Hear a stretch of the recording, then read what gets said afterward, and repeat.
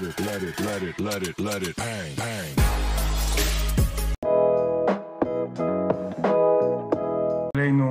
תודה למי שעוקב אחרינו. אנחנו מתחילים את הכנס הווירטואלי של תחבורה חשמלית, הראשון שלנו, ואני רוצה להציג את האורח שלנו הראשון, דני שביט, שהוא המנכ"ל של חברת לובינסקי, שיספר לנו קצת על מהפכת הרכב בתחום הרכב החשמלי, ובפרט על מותגים שהם מייבאים, ואנחנו נשאל אותם גם כל מיני שאלות בדרך. אז דני, אתה פה איתנו. שנייה אחת. אני רואה דני. כן, כן, אני איתכם, אני מצטרף. אני רק מניע את השיתוף. שלום. תגיד לי בבקשה שאתה רואה את המסך שלי. כן, אני רואה את המסך, מעולה. אני יורד ברשותך, ונשאל אותך בהמשך שאלות. 100%. מה שאני מציע רק למי שמאזין וצופה, במידה ויש לכם שאלות תוך כדי, אין צורך להמתין לסוף המצגת, אתם יכולים לשלוח שאלות בצ'אט, ואם אני רואה את השאלה תוך כדי, אני אוכל אולי להתייחס תוך כדי, ולא נצטרך להקצות זמן נפרד לשאלות. טוב, אז אני אתחיל. אני הולך לספר בגדול על מה עובר על עולם הרכב. אמנם יקצו לי 15 דקות ואני אשתדל לתמצת. ראיתי קצת שמות של אנשים שכנראה היו איתנו בהשקה של NGZ-SCV, כך שחלק מהנושאים יראו להם מוכרים, אבל אני אשתדל גם לחדש בחלק מהתחומים. אז נתחיל בכמה מילים על קבוצת לובינסקי. קבוצת לובינסקי היא קבוצת רכב משנת 1936, מייצגת 4 מותגי רכב אירופאים, פז'ו, סיטרואן, DS ואופל, ומותג אחד שמגיע מהצד המזרחי של הכדור, מותג בשם MG שמגיע מקבוצת סייק, שהיא יצרן הרכב הגדול ביותר בסין. בנוסף יש לנו סוכנות ביטוח, אופנועים, טרקטורונים, שמנים, חברת ליסינג בשם פריימליס וחברת טרייד. אבל הסיפור היום זה לאו דווקא הסיפור שלנו, אלא המהפכה החשמלית שעוברת עליה. ובואו ניתן רקע קצר. הסיפור של המהפכה החשמלית החל בעשור הקודם, או אפילו 2 עשורים אחורה, שזיהו שיש עלייה בפליטת גזי החממה. הלכו ותחקרו מהם הגורמים העיקריים לפליטת גזי החממה, וזיהו שאחד המרכיבים המרכזיים הם כלי התחבורה שנוסעים על הכבישים. בכדי לנסות ולצמצם את פליטת CO2 מכלי התחבורה, הגדירו רגולציה חדשה שנקראת קפה. קפה זה Clean Air for Europe, ו-Clean Air for Europe אמר דבר מאוד פשוט. אם בתחילת שנות ה-2000 ובאמצע שנות ה-2000, רכב טרמי, טרמי זה רכב שמונע על ידי מנוע שרפה פנימית או דיזל או בנזין, פלט כ-200 גרם CO2 לרכב לקילומטר, הגדירו שבשנת 2020 רוצים לרדת לכ-95 גרם CO2 לרכב לקילומטר. ירידה דרסטית מאוד שדרשה גם שינויים במבנה של המנועים הטרמיים, אבל גם מהפכה בפני עצמה. כדי להסביר את המספרים, מה המספרים האלה אומרים, הם הלכו ונקטו כנסות שיחולו החל מינואר 20, שזה לפני 8 חודשים כמעט, 7 חודשים, ואם יצרני הרכב הגדולים היו ממשיכים לייצר מכוניות ולזהם באותה מידה כמו שהם זיהמו עד שנת 2019, אלה הם הכנסות שיצרני הרכב היו חשופים להם. כלומר, קבוצת פולקסווגן הגדולה חשופה לכנסות של 9 מיליארד יורו, PSA, קרסן פז'ו סיטרואן, חשוף לכנסות בסך 5 מיליארד יורו וכו' וכו'. לכן, רוב הקונצרנים הגדולים נכנסו למהלך מאוד מאוד אינטנסיבי של השקעה בפיתוח תשתיות לאנרגיה חלופית, שבעיקרה הלכה לכיוון של רכבים חשמליים, שרכבים חשמליים מתחלקים ל-BEV, שזה Battery Electric Vehicle, זה אומר רכב שמונע על ידי מנוע חשמלי בלבד, Plug-in Hybrid, שזה רכב עם סוללה ומנוע טרמי, וניתן לטעינה, HEV, שזה רכב היברידי, יש המון כאלה בארץ, שמונע על ידי מנוע טרמי משולב עם מנוע חשמלי, אבל ללא יכולת טעינה. הסיפור הגדול היה עלויות הסוללות. עלות ייצור סוללה עמד בשנת 2010 נניח על אזור של $500 לקילוואט שעה. היום אנחנו באזור הזה של שנת 2020, זה עומד על אזור של $150-200 לקילוואט שעה, ומדברים על זה שעד שנת 2025 עלויות הייצור של הסוללות ירדו לאזור של $60-70 לקילוואט שעה. המרכיבים העיקריים של סוללה כזאת הם ליתיום, קובלט וניקל, וכמו שאתם רואים כאן, אלה המדינות שבהן קיימים המשאבים האלה באופן טבעי, אבל זה קצת מטעה, כי מי ששולט ברוב המשאבים האלה היום בעולם הם הסינים, ולכן הסינים באופן טבעי השקיעו בעולם הזה הרבה מאוד, ובעשור האחרון הסינים למעשה הפכו להיות למובילים בתחום של רכב חשמלי וכל הפיתוחים שקשורים אליו. אם נסתכל רגע על התפתחות מחירות רכב חשמלי בעולם ב8-9 שנים האחרונות, אתם רואים שהמסה הגדולה היא מחירות כלי רכב חשמליים בסין. השיא היה בשנת 2018, בסין נמכרו 1.25 מיליון כלי רכב חשמליים, מתוך שוק כולל של כ-30 מיליון כלי רכב. שיעור גבוה מאוד, כמובן, אבל אתם רואים שמי שמתחיל לפרוץ עכשיו זה אירופה. 2018, 384,000 כלי רכב, וב-2019 כבר יותר מ500,000 כלי רכב חשמליים ופלאגין הייבריד. זה אומר שהסינים הגיעו לנקודה של התייצבות. דרך אגב, ההתייצבות הזאת מגיעה ממקום מאוד ברור, שבו המדינה הפסיקה לסבסד רכישה של מכוניות חשמליות. איך נדבר על הסבסוד שקורה באירופה כדי לעודד את הקנייה, אבל האירופאים מתחילים לפרוץ. לגבי הסבסוד, החל מינואר 20 אמרנו שיש מוטיבציה מאוד גדולה של רגולציית הקפה לעודד מכוניות חשמליות, וכדי לבוא ולתת מוטיבציה אמיתית, המדינות השונות נותנות תמרוץ מאוד חזק. דרך אגב, התמרוץ הזה גדל עכשיו בעקבות הקורונה, והחל ביולי 2020, אתם רואים כאן כל מדינה מה התמריץ המקסימלי שניתן לרכישת רכב חשמלי. זה אומר שבגרמניה, כשקונים רכב של 40 או 45,000 יורו, מקבלים עליו הטבה של 9,000 יורו. ובצרפת הטבה של 7,000 יורו וכו' וכו'. כלומר, מגיעים כאן להטבות של 20-25% ממחיר המחירון של הרכב, בכדי לעודד את הלקוחות, רוכשי הרכב, לרכוש רכב חשמלי. באירופה זאת ההתפתחות של מחירות רכב חשמלי ורכב פלאגין הייבריד, BEV ו-PHEV. אתם רואים שבשנת 2020 נתמקד בשנה הזאת, ממחירות של 1.3% נתח שוק, פלאגין הייבריד קפץ ל-3.3%, והחשמלי מ-2.4% קפץ עד מאי, הנתונים האלה עד מאי, ל-4%. כלומר, הרגולציה הזאת והסובסידיות עובדות חזק, ואכן באירופה אנחנו רואים צמיחה. אתם רואים כאן שבינואר, פברואר ומרץ מדברים על צמיחה של קרוב ל-100% ביחס לשנה שעברה, ברכישות של BEV ו-PHEV. אפריל-מאי היו חודשי קורונה, כמו שכולם יודעים, לכן אנחנו לא מודדים אותם כרגע, ואני יודע שבחודש יוני כבר מגמת הצמיחה הזאת חזרה, אפילו ביתר סט, עם פיצוי מסוים על חודשים אפריל ומאי. מה קורה בארץ?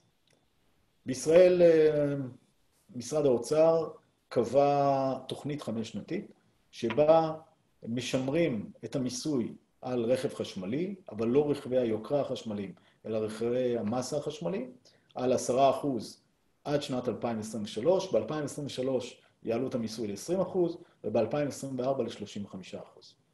גם פלאגין הייבריד לא מזהם. לא מזהם, זה אומר שהגרין פקטור שלו יהיה קטן מ-100. גם שם עדיין יש עידוד משמעותי לייבא כלי רכב כאלה, אבל רכבים היברידיים ורכבי פלאגין הייבריד מזהמים, החל משנת 2020 עלו כבר לרמת מיסוי של 45%, והחל משנת 2022 ייכנסו לרמת מס רגילה, כמו רכב טרמי רגיל, שעומד על 83% או 72% במקרה של רכב מסחרי. המשמעות של זה שהמדינה מעודדת יבוא של כלי רכב חשמליים לארץ, אם זה פלאגין הייבריד או חשמלי. לראיה, פרסמו מכרזים בשנת 2019 להקמת עמדות טעינה ציבוריות כאלה ואחרות. רוב המכרזים האלה לא יושמו בסופו של דבר בגלל הקורונה, אבל המספרים מתחילים להצטבר לאט, באופן עקבי, וזה המצב נכון להיום. המפה, דרך אגב, הדיבוד אפליקציית פלאקשר, אבל המספרים שאומנם אין מספר רשמי מדויק, אבל זו הערכה שאנחנו מכירים היום מחברות שאנחנו עובדים איתן.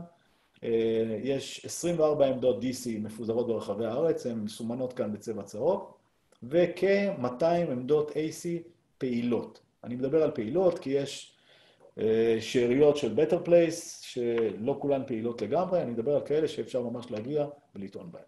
המשמעות היא שיש עמדות, אפשר לנסוע מאילת ועד החרמון, אבל זה מחייב תכנון. איך התפתחו מחירות כלי הרכב חשמליים בישראל? אתם רואים שב-2016 כמעט ולא היו מחירות של כלי רכב חשמליים מפלאגין הייבריד. מ-2017 הפלאגין הייבריד התחיל להתרומם, זה הצבע הכתום, ובשנתיים האחרונות, 19 ו-20, אתם רואים את הקוביות הכחולות מתרוממות. אני גאה לומר שמתחילת 2020 MG ZS EV, הרכב שלנו, או רכב חשמלי הנמכר במדינת ישראל, הצלחנו כנראה להביא מוצר שתואם מחיר, שתואם דרישה, וגם טווח שמצליח לתת מענה ללקוחות, ואנחנו זוכים להדים מאוד מאוד חיוביים לגבי הרכב הזה. כך שגם אצלנו זה מתחיל להתרומם. פלאגין הייבריד כבר תופס בשנת 2020 2.2% נתח שוק מהשוק כולו, והחשמלי כבר מגיע ל-0.7%. שוב, עדיין לא מספרים של אירופה, אבל אין ספק שזה... העם דורש רכב חשמלי! העם דורש רכב חשמלי! MG ZS EV, הרכב החשמלי הנמכר ביותר בישראל. 0% רעש, 0% זיהום, ורק 9.5 אגורות לקילומטר. ב-141,111 שקלים. רכשו עכשיו באתר MG וקבלו עמדת טעינה והתקנה מתנה. MG Mobile Generation. שוב, הקו הוא קו של חוסכים למדינה, חוסכים לעצמנו ומייצרים אוויר נקי. MG ZS EV מגיעה עם 263 קילומטר טווח בין נסיעות. היום אנחנו יודעים שהנתון הזה הוא נתון אמיתי. יש לנו יותר מ-400 כלים על הכביש שנוסעים הרבה קילומטרים. הרכב שעשה הכי הרבה, לקוח פרטי, עשה כבר 25,000 קילומטר מינואר. זה לקוח שנוסע הרבה ומאוד מאוד מרוצה. אלה הנתונים של הרכב. לרכב יש סוללה שיושבת בתחתית הרכב. זה אומר שמרכז הכובד של הרכב יציב יותר, יושב טוב יותר על הכביש. יש 3 אופציות טעינה, או כבל טעינה מוד 2 רגיל, שאיתו אפשר להטעין בשקע ביתי רגיל, אמנם מוגבל בהספק, אבל עדיין יכול להטעין את הרכב. הרכב מגיע עם כבל מוד 3, שמאפשר טעינה מעמדות AC ציבוריות, וכמובן הוא יכול לטעון בעמדות DC ציבוריות עד 50 קילוואט שעה. הרכב עצמו עמיד למעבר בתעלות מים או במעברי מים של עד מטר, כך שאין חשש בנוגע למעבר לא בימים גשומים ולא במים עמוקים. עלויות ההחזקה מאוד מאוד נמוכות, כלומר ההחזקה השוטפת של רכב כזה היא בעיקר עדכוני תוכנה ובדיקות לוודא שהסוללה שומרת על האיכות שלה, ועלות החשמל לטעינה מאוד מאוד זולה. כלומר אנחנו מדברים על סוללה מלאה של פחות מ-30 ש"ח.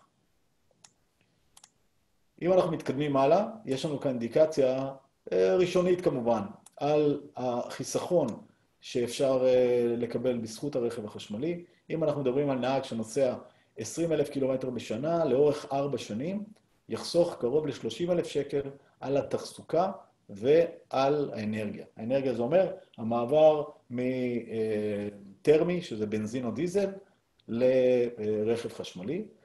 אם אתם מדברים על לקוח ליסינג, לקוח ליסינג חוסך גם בשווי השימוש, כי יש הטבה בשווי השימוש של 1,000 ש"ח לחודש, על פי מדרגת המס שעליה יושב אותו לקוח.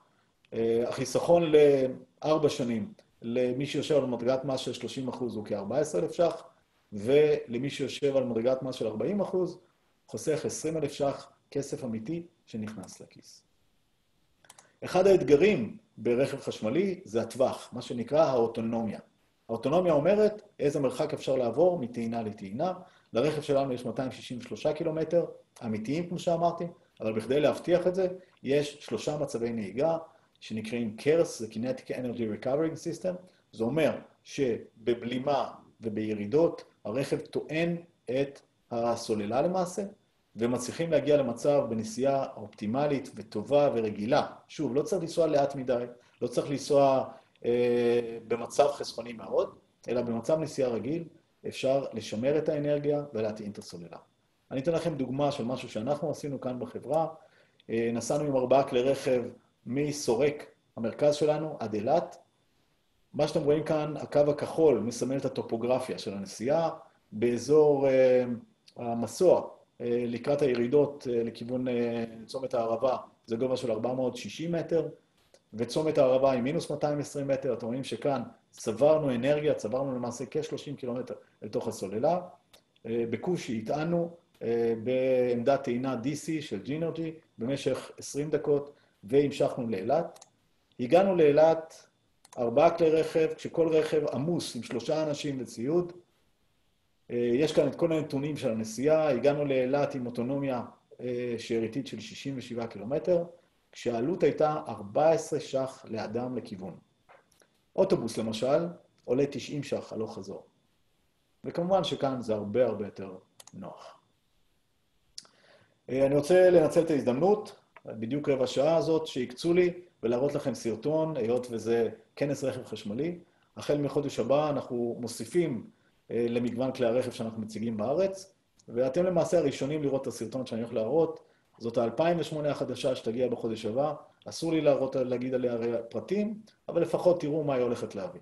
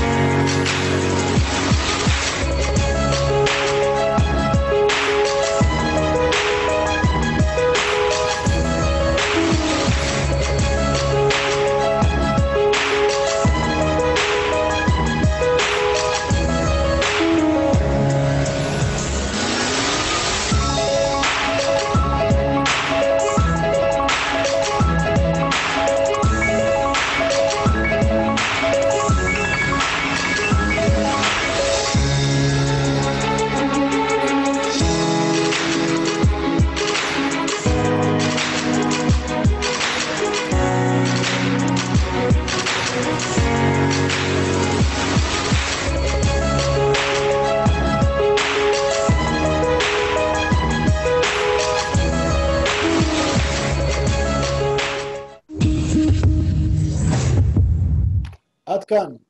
רגע, למה לא נתחיל?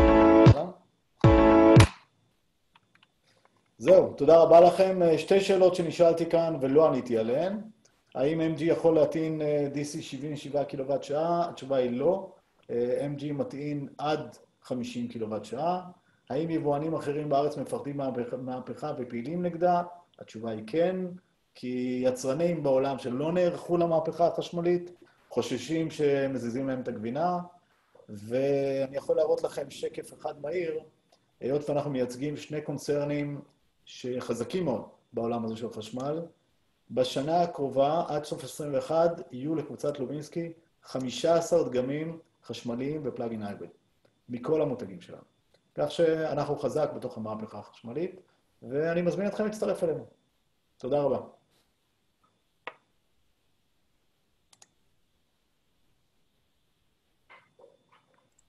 תודה רבה, דני.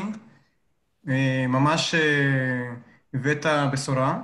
רציתי לשאול אותך שאלה לפני שאתה מתנתק. שאלה ללקוח חדש שמצטרף וקונה אצלכם רכב חשמלי ורוצה, אתה יודע, לסדר לעצמו עמדת טעינה בבית ציבורי. האם נתקלתם בדברים כאלו שיש בעיות? שאלה טובה מאוד. אנחנו עובדים היום עם 3 חברות להתקנת עמדות טעינה. התחלנו עם ג'ינרג'י, הוספנו את אפקון, ועכשיו לאחרונה הוספנו גם את סונולי VI.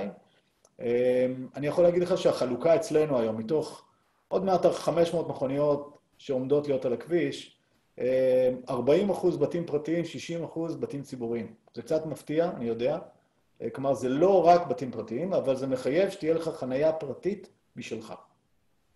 בתחילת הדרך היה קשה בבתים ציבוריים, אבל אני יכול להגיד לך שבחודשיים, 3 האחרונים, אנחנו מרגישים שהעסק הזה נהיה יותר ויותר קל, כי המודעות גדלה, לא מפחדים מזה כל כך, וחברות הטעינה יודעות לפתור את הבעיה עם ועד הבית או עם מתנגדים בבית, הם יודעים איך לנהל את זה בכדי להביא למצב שלא יחששו מזה. אוקיי. טוב, תודה רבה, דני. תודה רבה לכם. Let it, bang, bang.